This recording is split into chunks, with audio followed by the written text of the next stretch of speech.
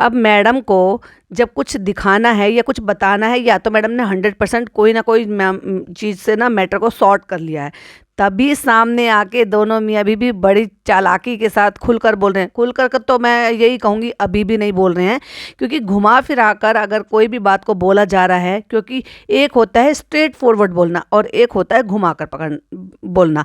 अब जैसे कि हम ये कह दें कि एक होता है डायरेक्ट नाक पकड़ना और एक होता है हाथ को पीछे से घुमा के जब नाक पकड़ना, तो दोनों में फ़र्क है ना। पहले जनाब ने Q&A का बहाना बना के और वो क्वेश्चन उठाया जो कि 2-2.5 साल से जो कि इनको इतना ट्रिगर कर रहा था, और वो उसका सवाल घुमा फिरा के अब दिया अपने व्लॉग में, लेकिन उसका कोई ज़्यादा खास फ़ायदा नहीं मिला इन लोगों को।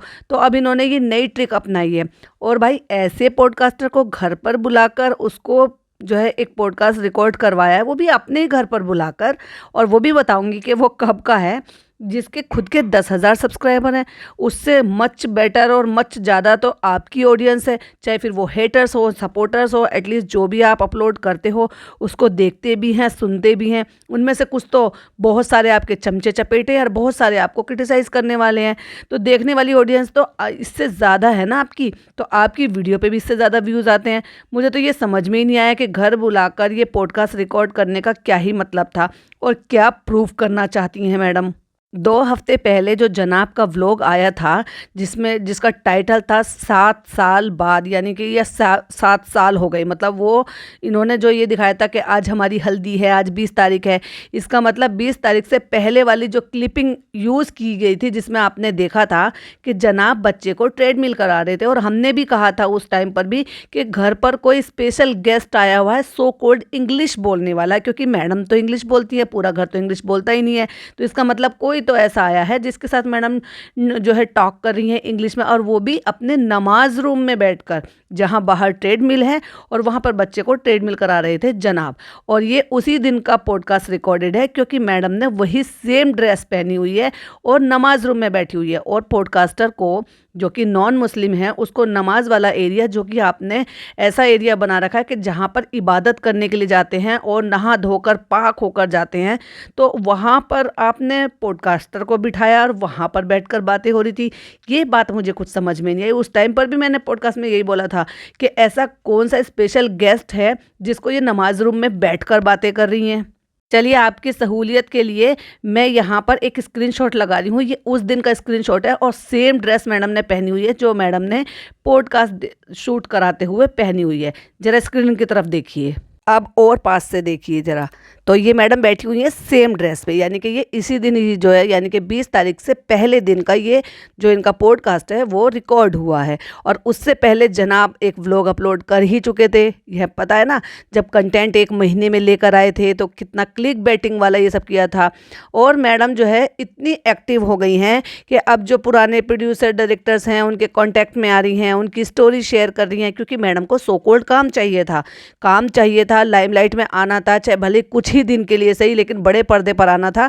इसलिए मैडम ने फटाक से ये एक्सेप्ट कर लिया, और जब देखा कि भाई उसमें तो कड़ी मेहनत है, क्योंकि डेली सोप में आंसू बहाना, लवी डवी दिखाना, अच्छी जो है घरेलू बहू दिखाना, और कहते हैं ना फर्मा बरदार बहू, अब उसको हिंदी में क्या कहेंगे, आज्ञाकारी बहू दिखाना, तो ये मैडम का पहले से ही इस चीज़ के लिए रहा है, क्योंकि मैडम तो इसी चीज़ के लिए जानी जाती है। तभी तो वो सिमर वाला जो किरदार है इतने लंबे टाइम तक चला रहा, मैडम ने जो अपनी इमेज बनाई हुई थी। सो वही सब चीज़ें वापस से दिखाने के लिए फिर से पर्दे पर आना चाहती हैं। अब वो सारे जो है ना उड़नछू हो गए कि मुझे तो घर पर रहना है, टिफ़िन बनाना है एंड ऑल, बातें बड़ी बड़ी ही करती हैं लेकिन करना कुछ नहीं है। चलो तो हम डिस्कस करने के लिए बैठे हैं इस चीज़ के लिए कि जो पॉडकास्ट इन्होंने रिकॉर्ड करवाया है उसमें मैडम ने क्या क्या बोला है। हालांकि पूरा पॉडकास्ट अभी अपलोड नहीं हुआ है, जस्ट उसकी कुछ कुछ हाइलाइट्स डाली हैं, बट हाइलाइट्स में मैडम ने इतना ज़्यादा बोल दिया है कि बहुत सारी चीज़ें हैं उसमें डिस्कस करने के लिए। तो चलिए स्टार्ट करते हैं। Hi friends, welcome back to my channel. Channel में न्यू है तो चैनल को सब्सक्राइब कर लें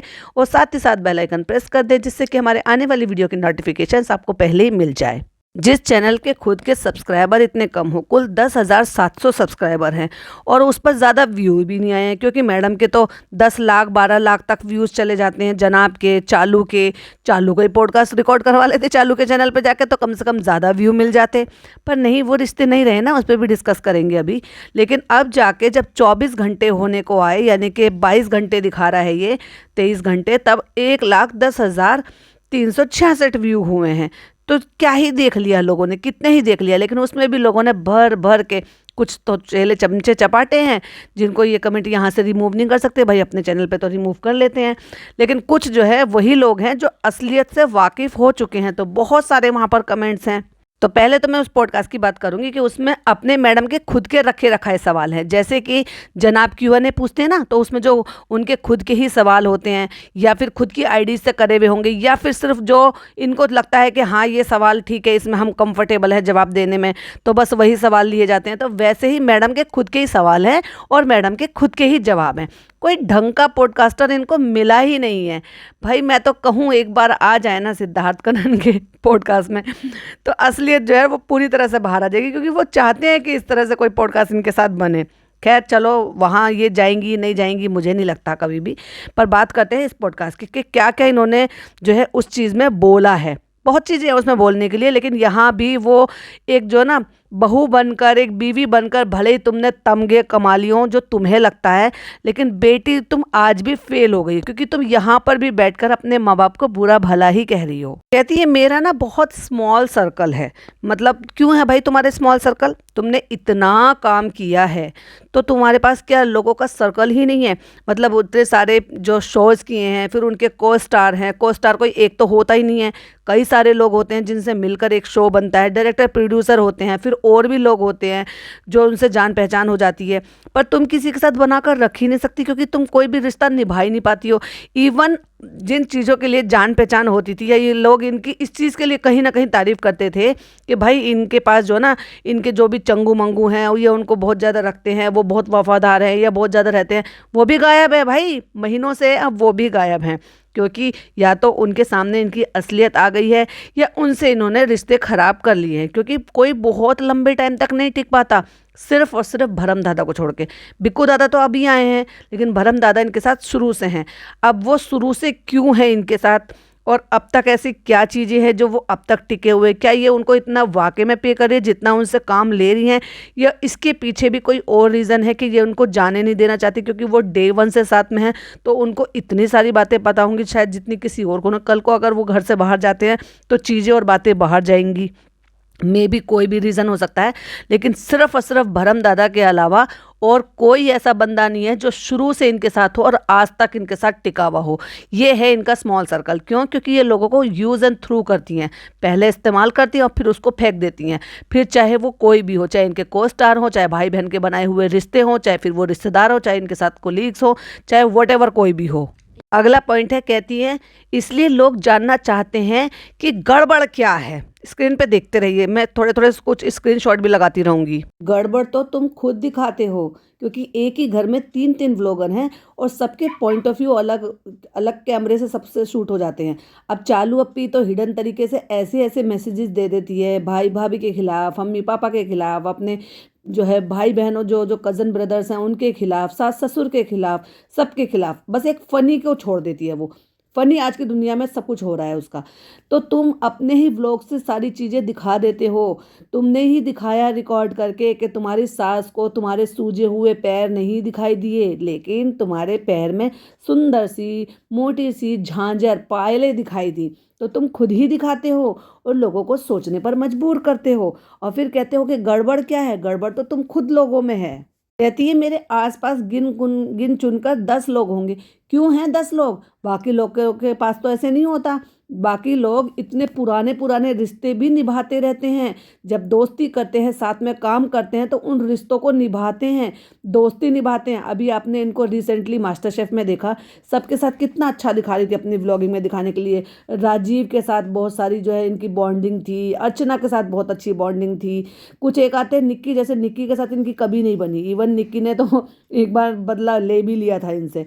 बहुत ऐसे और भी सबसे नहीं बना पाई हैं, लेकिन 1-2 लोगों से बनाया, लेकिन उन 1-2 लोगों का कभी आप लाइफ में दोबारा से नाम भी नहीं सुनोगे। तो ये क्या करती हैं, यूज़ एंड थ्रो। अब ये अपने हेटर्स को जवाब देने के लिए आई हैं और कहती हैं कि कुछ लोग ये जानना चाहते हैं कि गड़बड़ क्या है। भाई गड़बड़ तो तुम खुद रिकॉर्ड कर कर दिखा रहे हो, तुम दिखा रही हो, तुम्हारी ननद दिखा रही हैं, तुम्हारे खुद के हस्बैंड दिखा रहे हैं, तो वो खुद ही गड़बड़ दिखा देते हैं तभी तो दिखता है। वरना कोई तुम्हारे घर में कैमरा लेकर जाता है, किसी को पता चल रहा है कि तुम्हारी सास के होने के बावजूद भी पोते को वो प्यार नहीं मिल रहा जो सास को मिलना चाहिए। क्यों नानी ही हमेशा बच्चे को रखती रहती है, क्यों नानी ही पूरा पूरा दिन धूल फाँक के वहाँ पे सारे दिन अपने देहते को लगा कर रखती थी, क्यों दादी कभी भी बच्चे के लिए बच्चे का फूड नहीं बनाती है, या पूरा पूरा दिन बच्चा दादी के पास नहीं रहता। अब से जाके कुछ महीने से आपने दिखाना शुरू करा जब बच्चा 2.25 साल का ऊपर का हो गया है। जैसा तुम दिखाओगे वैसे ही लोग उस चीज़ पर विश्वास भी करेंगे। कहती हैं अब मुझे नहीं पता, उनके रीज़न होंगे, हो सकता है वो जेलस हो सकता है वो फ्रस्ट्रेटेड हो सकता है वो मुझे मेरी खुशियों से जलते हो। अरे बाप रे, सब इनकी खुशियों से जलेंगे। इनकी खुशी दिखाई देती है, इनकी खुशी कैसे दिखाई देती है पता है, इनके एक्सेंट में दिखाई देती है, इनकी खुशी दिखाई देती है इनके डार्क सर्कल में, इनकी खुशी दिखाई देती है इनके ज़बरदस्ती के दिखावे में कि देखो हम कितना प्यार करते हैं, देखो पूरी फैमिली में कितना प्यार है। अब ये प्यार जब से रमज़ान का चांद मुबारक वाला व्लॉग शुरू हुआ है तब से इनका प्यार बढ़ गया है। उससे पहले तो प्यार का पता ही नहीं था, क्योंकि पता था ना रमज़ान वाला कंटेंट आने वाला है, तो ज़बरदस्ती का ना चाहते हुए भी हमें प्यार व्यार सब ये कुछ दिखाना। अब ईद निकलेगी, इनका प्यार फिर से उड़न छू हो जाएगा। कहती हैं उनसे खुशी डाइजेस्ट नहीं होती है मेरी, कि मैं खुश कैसे हूँ और मैं जनाब के साथ मेरी फैमिली के साथ कैसे खुश हूँ, मैं अपनी फैमिली का कैसे ख्याल रखती हूँ। दिखाई देता है, सिर्फ तुम्हारी तरफ से ही दिखाई देता है, और अब तो वो भी नहीं दिख रहा, साल भर से अब वो भी नहीं दिख रहा है।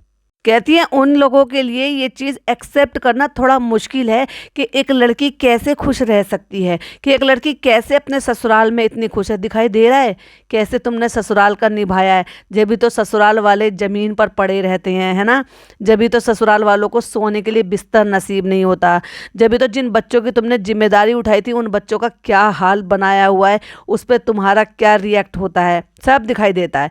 खुशियाँ ही खुशियाँ हैं भाई, सिर्फ इतना है कि उन्होंने अपने ससुर साहब को अपने ऊपर जगह दी हुई है। कहती हैं बहुत मुश्किल है कि कोई अपनी ज़िंदगी में इतना शॉर्टेड और इतना खुश कैसे है सुकून में। तो ये मैडम का सो कॉल्ड सुकून है जो डार्क सर्कल के रूप में हमें दिखाई दे रहा है।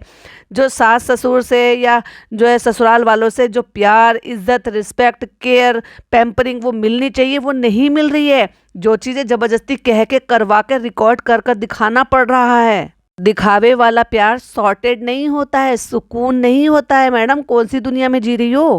कहती हैं I am being happy in my family. Family like seriously, family में तुम्हारी मम्मी और तुम्हारे पापा कभी एक साथ आज तक नहीं दिखाई दिए, तो क्या इतना भी नहीं कर पाई आज तक। और इस उम्र में भी इतनी ज़्यादा एक दूसरे से नफरत है कि एक दूसरे की शक्ल नहीं बर्दाश्त कर सकते। अपनी बेटी के लिए भी कहाँ हैं तुम्हारे पापा, इतने महीनों से कैसे मिसिंग हैं, क्यों तुम्हारी एनिवर्सरी पर केक लेकर नहीं आए। भैया अपने जवाई के बर्थडे पे केक लेकर एक दिन पहले ही आ जाते हैं क्योंकि वो जल्दी सो जाते हैं। अब इतने महीनों से एक बार भी ना तुमने कॉल पर, ना वीडियो कॉल पर, ना नाम, ना जिक्र, कुछ नहीं लिया। कहाँ है पापा। कभी मम्मी गायब हो जाती है महीनों के लिए तो कहीं पापा गायब हो जाते हैं महीनों के लिए। चलो मम्मी पापा की छोड़ो, घर में और कौन से ऐसी चीज़ें हैं जिससे ये दिखाई दे रहा है कि तुम कितने खुशहाल हो, कितना पैम्पर कर रहे हैं लोग, तुम्हारे बिना रह नहीं सकते, लोग तुम्हारे लिए कैसी कैसी बातें कर रहे हैं। अरे भाई ये झूठ और झूठ की दुनिया से बाहर आओ।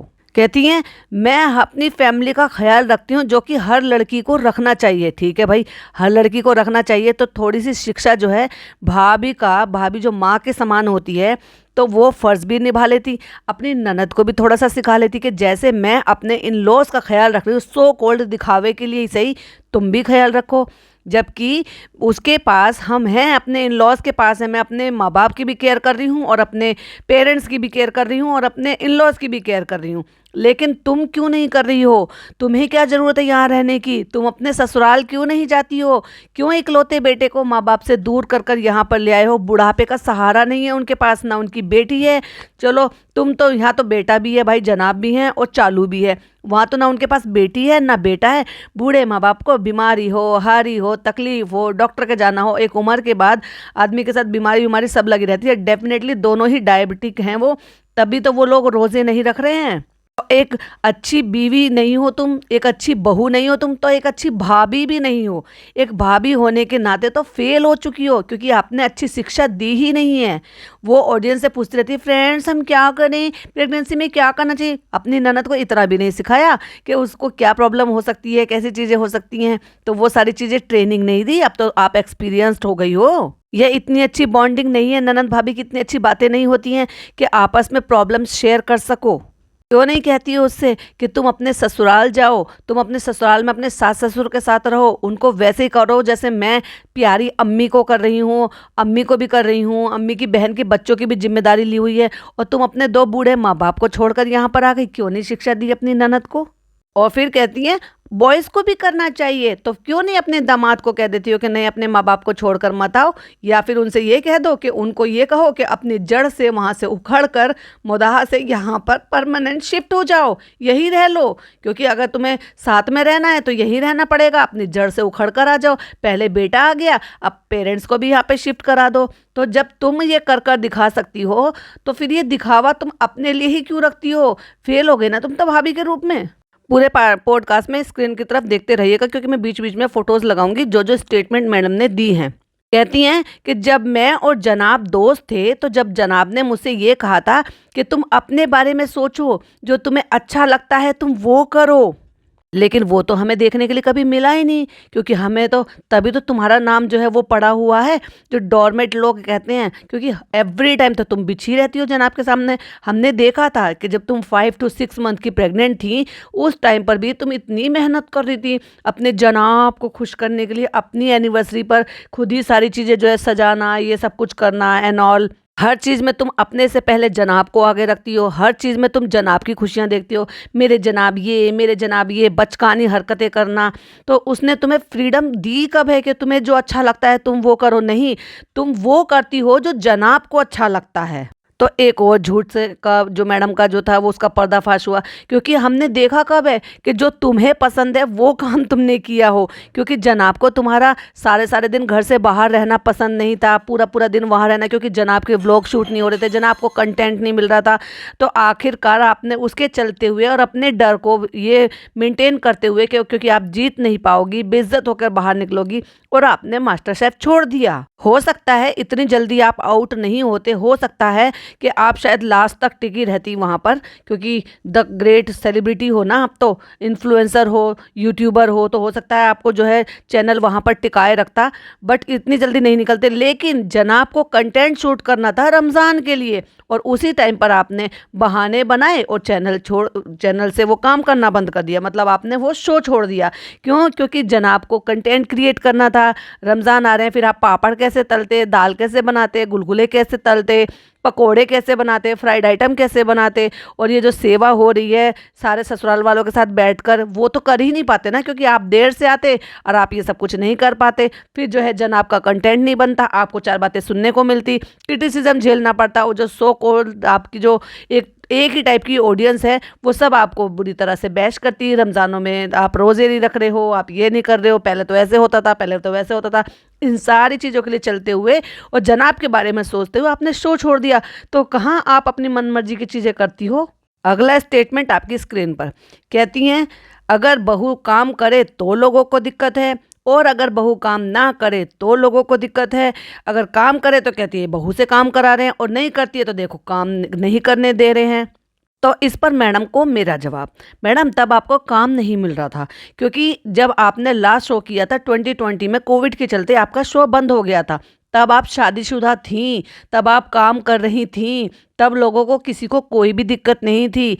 ये तो आपकी जो सर्टेंस ऑडियंस हो गई है आपकी 2020 के बाद, और अचानक से जो आप एकदम पक्की सच्ची मुसलमान बनकर दिखा रही हो, क्यों बदला अपना रूप? वैसे ही रहने दिया होता ना, जैसे आपने झलक दिखला जा में या नच बलिए में बोला था कि हमारे यहाँ तो दिवाली के दीप भी जलते हैं और मंदिर की आवाज़ भी आती है और अजान भी आती है। वैसे ही रहना चाहिए था ना। जब प्यार किया था तो उसी में रहना चाहिए था, क्योंकि प्यार को बदलाव की ज़रूरत नहीं होती है। और अगर आपने बदला था तो ये आपकी खुद की चॉइस थी, क्योंकि इससे पहले भी आप बदलाव ले चुकी हैं। भूल गई? पहले आप हिंदू थी, फिर आप क्रिश्चियन बनी। तब क्या आपको मुसलमानों ने फोर्स किया था कि आप क्रिश्चियन बन गई? और उसके बाद फिर आपने मुसलमान लड़का देखा, फिर आपको उससे शादी करनी थी, फिर उसके बाद आप मुसलमान बनी। लेकिन उससे पहले जब आप रिश्ते में थे और आप जब एक शो में आ रहे थे, तब आपने बड़े बड़े वादे किए थे ऑडियंस को फूल बनाने के लिए।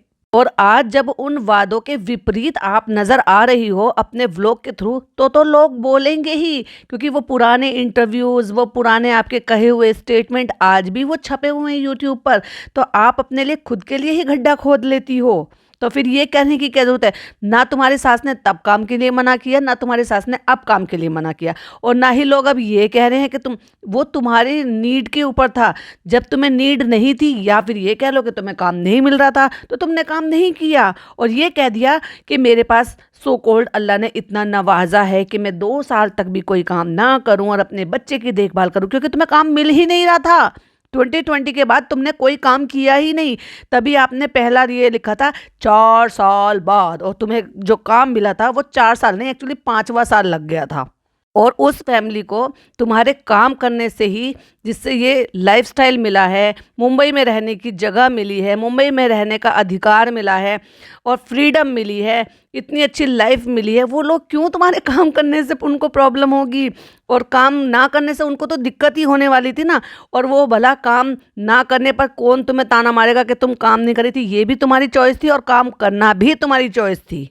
अगला स्टेटमेंट कहती हैं कि अगर हम जो है एक कपल होने के नाते कैपेबल है इस चीज़ के लिए कि मुझे घर पर बैठना है, मुझे अपने बच्चे को पालना है, तो ये मेरी अपनी चॉइस है। तो भाई तुम्हारी अपनी चॉइस है, तो तुम्हें क्या किसने कहा कि धूल चटाने के लिए अपनी बूढ़ी माँ को, और धूल चटाने के लिए और वहाँ पे ऐसे इन्वायरमेंट में सारे दिन बच्चे को थकाने के लिए, एक सेफ जोन ना देने के लिए, क्योंकि घर से ज़्यादा सेफ जोन नहीं हो सकता बच्चे के लिए सेट। किसने फोर्स किया था? तुमने तो वादे किए थे ना कि जब तक तुम्हारा बच्चा स्कूल जाना नहीं शुरू करेगा, जब तक वो खुद इतना मैच्योर नहीं हो जाएगा, या जब तक तुम्हें ऐसा नहीं लगेगा कि मैं उसको अकेला छोड़ सकती हूँ और मैं काम करूँगी, तो मैं तब तक काम नहीं करूँगी। तो क्या हुआ तुम्हारे वादे का, इरादे का?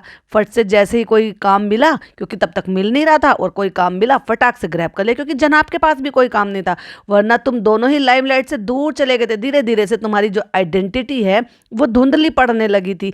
तो झूठ कितना बोलती हो? उतना झूठ बोलो जितना ऑडियंस को पता ना हो। अगला स्टेटमेंट, मुझे रखना है अपनी सास का, अपनी ननद का ख्याल रखना है, तो ये मुझे वीक क्यों बना देता है? रख रही हो सास का, ननद का, सबका ख्याल रख रही हो ना।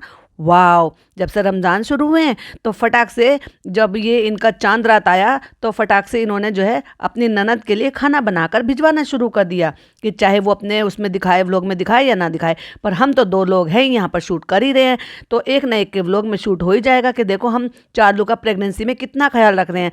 जब उसको बेसिक खाना भी नहीं मिल रहा था, जब उसको रोक दिया गया था, इतने 20-20 दिन तक नीचे नहीं आते, क्योंकि चालू तो रोज़ वहाँ रिकॉर्ड करी थी। 5 महीने में ये लोग कितनी दिन आपको नीचे दिखाई दिए? चालू 2-2 दिन का व्लॉग अपलोड करती है, और 2-2 दिन में उसके 20-25-20 मिनट के तो व्लॉग होते ही हैं, और 20 मिनट के व्लॉग में वो लगभग दिन के हर पहर का एक व्लॉग दिखा देती है, मतलब टाइम दिखा देती है, ऊपर नीचे रहकर। ठीक है, ऊपर खाना बनाकर, नीचे खाना बनाकर, ये इनकी हो रही है सास और ननद की देखभाल। समझ गए आप? अगला स्टेटमेंट कि हमारी शादी मुदाहा में हुई। ऑफ कोर्स वहाँ पे शोएब के शादी के टाइम पर सारे के सारे लोग उसी के साइड के लोग थे। मेरी मम्मी पापा ने, मेरे पेरेंट्स ने वहाँ पर एक सिंगल पेनी भी खर्च नहीं की। शर्म नहीं आई तुम लोगों को ये बोलते हुए? एक्चुअली तुमको ये बोलते हुए, एक्चुअली भाभी के रूप में तो तुम बाद में फेल हुई हो, अभी 2 साल से, लेकिन उससे पहले तो तुम बेटी के रूप में ही फेल हो चुकी थी, क्योंकि तुमने अपने पेरेंट्स को इतना शर्मिंदा किया है कि हर बात में तुमने उनको शर्मिंदा किया है और उनसे कस कस के बदले लिए हैं, क्योंकि तुम एक ट्रोमेटाइज बच्ची थी इसलिए। तो भाई तुमने कभी सोचा है कि जो तुम्हारे एल्डर ब्रदर सिस्टर जो भी हैं, या तुम 3 बहनें हो, जो तुम्हारी 2 बहनें हैं, क्या उन्होंने ये फेस नहीं झेला होगा? जब उनकी यानी कि आपकी मदर की आपके पापा से सेकंड मैरिज है, तो इसका मतलब आपके पापा का पहला घर टूटा है। और जब पहला घर टूटा है तो जो तुम्हारे एल्डर ब्रदर सिस्टर जो भी हैं, क्या उनके साथ ये सारी चीज़ें नहीं झेली होंगी? क्या उनके मम्मी पापा अलग नहीं हुए होंगे आपकी मम्मी की वजह से, क्योंकि ये सो कॉल्ड लव मैरिज थी? तो क्या वो भी जा जाके सोशल मीडिया पे अपने माँ बाप की बुराइयां करते हैं जैसे आप करती हो, जैसे आप उनको ब्लैक पैच बताती हो, और वो भी जब जब आप खुद माँ बनने वाली थी? शर्म नहीं आई थी आपको जाकर? और आज भी यही कर रही हो, जहाँ भी इंटरव्यू देती है ना ये औरत, वहाँ जाकर अपने माँ बाप के बारे में गंदगी ही उगलती है मुंह से। तुमने सो कोल्ड उस गांव में जाकर शादी करने का फैसला लिया था, और वैसे भी सबको बहुत अच्छी तरीके से पता है कि तुम काम करती थी, और 2018 तक वो प्रोग्राम आपका चला था, और 2018 में ही आपकी शादी हुई थी। और जना आपके पास कोई ज़्यादा काम नहीं थे, थोड़े थोड़े से कोई छोटे मोटे कोई सीन मिले तो उन्होंने वो कर लिए। रेगुलर उनके पास कोई काम नहीं था, और ना ही उनका कोई इतनी अच्छी अर्निंग थी। आप खुद उनकी पूरी फैमिली को पाल रही थी। समझ में आया? तो भाई, और गांव में ऐसे कोई बहुत ज़्यादा खर्चा भी नहीं किया कि आपने डेस्टिनेशन वेडिंग जाकर की हो। दूसरी बात, अपने माँ बाप को आप ब्लेम कर रही हो ना कि उन्होंने कोई खर्चा नहीं किया, तो भाई आपकी शादी में शामिल होकर ही बहुत बड़ा उन्होंने एहसान किया है। जो पापा मम्मी आपके एक दूसरे की शक्ल देखना गवारा नहीं करते आज भी, सो कोल्ड उंगलियां घुमाते हुए कहती हैं वी वर द लड़की वाला, और लड़की वाला की तरफ से कोई नहीं था। तो भाई कौन जाता? कौन जाता? तुमने पहले हिंदू धर्म से छोड़कर क्रिश्चियनिटी में अपनाई, वहाँ शादी चली गई, और वो वेडिंग किया आपने। तो भाई ना जाने, मुझे नहीं पता कि उसमें आपके पेरेंट्स शामिल थे नहीं थे, क्योंकि उसकी कोई भी पिक्चर्स नहीं है किस तरह से आपने शादी की, कैसे किया, वट जो नेट पर है ही नहीं, जो अवेलेबल ही नहीं है, उस पर मैं क्या ही बात करूं कि वो शामिल थे नहीं थे, या अग्री थे या नहीं थे, या उनसे आपके रिश्ते जब उस टाइम पे ठीक थे या नहीं थे। लेकिन बाकी बहन भाइयों से भी आपने तोड़ लिया जब आपने दूसरी बार धर्म कन्वर्ट करने की उनसे बात की, और सब ने आपको बिल्कुल अलग कर दिया। लेकिन फिर भी माँ बाप तो माँ बाप होते हैं। अपनी बेटी की खुशी के लिए ना केवल वो एक साथ हुए और वहाँ पर पहुँचे, उतनी उनकी प्रेजेंस होना ही बहुत बड़ी बात थी। और फिर चलो छोड़ो, माँ बाप को ब्लेम करती रहती हो ना, जिन्होंने वाकई में तुम्हारे साथ बहुत अच्छा किया, जैसे कि ज्योत्सना, जैसे कि फलक, जैसे कि वो और 2-3 लोग थे जो ना केवल 4-5 दिन वहीं गाँव में रहे और तुम्हें लड़की वालों की फील कमी होने ही नहीं दी। उनके साथ आपने क्या किया? रिश्ता बनाकर रखा। आज कहाँ है फलक? आज कहाँ है ज्योत्सना? किसी को पूछती भी हो, किसी को खबर भी लेती हो? सबको यूज़ एंड थ्रू कर दिया ना। अब माँ बाप को यूज़ एंड थ्रू नहीं कर सकती हो, लेकिन उनको भर भर कर बेस्ट जरूर कर सकती हो, उनको बुरा भला जरूर बोल सकती हो। तो तुम जैसी निकम्मी औलाद से जो अपने माँ बाप को ब्लैक पैच बताती हो, और आज भी इस पॉडकास्ट में भी बैठ कर उनको बुरा भला ही कह रही हो, तो तुमसे और क्या ही उम्मीद की जा सकती है कि वाकई में तुम अच्छी पेरेंट बन पाओगी? या तुमने जो किया, जो कर रही हो, क्या वो तुम्हारी औलाद तुम्हारे साथ नहीं करेगी? कोई बात नहीं, जो वक्त का जो पहिया होता है ना, वो गोल घूमता है, और दुनिया में कर्मों की सजा जरूर मिलती है। जो जैसा करेगा उसको वैसा ही आगे भी मिलेगा, और उससे डबल मिलेगा, क्योंकि दुनिया चेंज हो जाती है। हर जो जनरेशन है ना, वो नेक्स्ट लेवल होती है। अगला स्टेटमेंट सुनो मैडम का।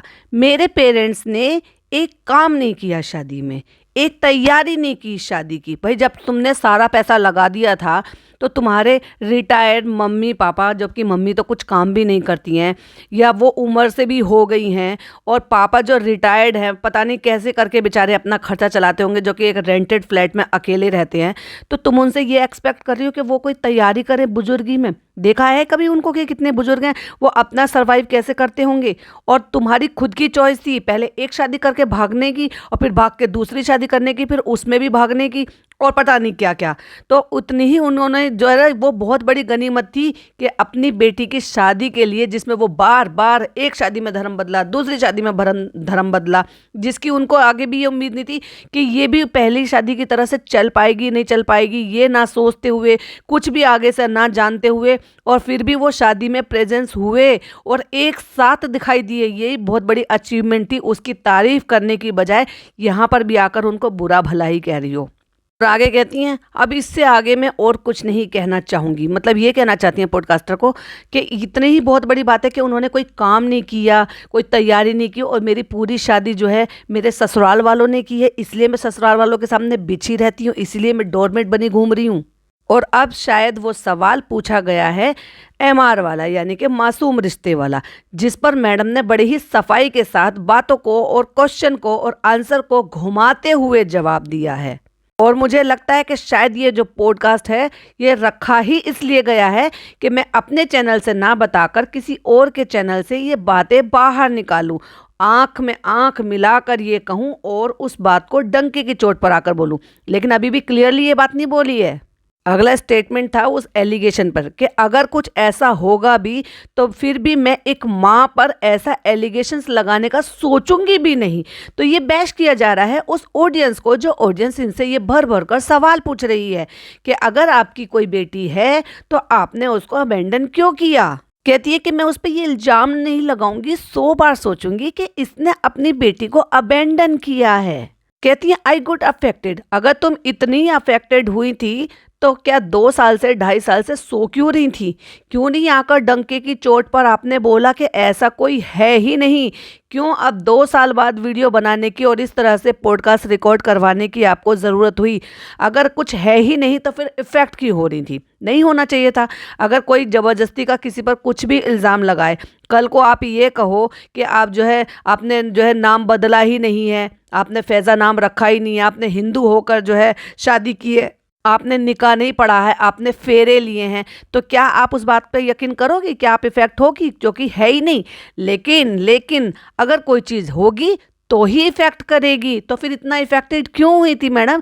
क्यों इतने दिन से सो रही थी? क्यों नहीं आकर तुमने खुलकर वीडियो बनाया बिग टाइम? और वो भी तब जब मैं खुद माँ बनने वाली थी। मैं बहुत इफ़ेक्ट हुई थी, मुझे बहुत बुरा लगा था, मुझे बहुत कुछ झेलना पड़ा था।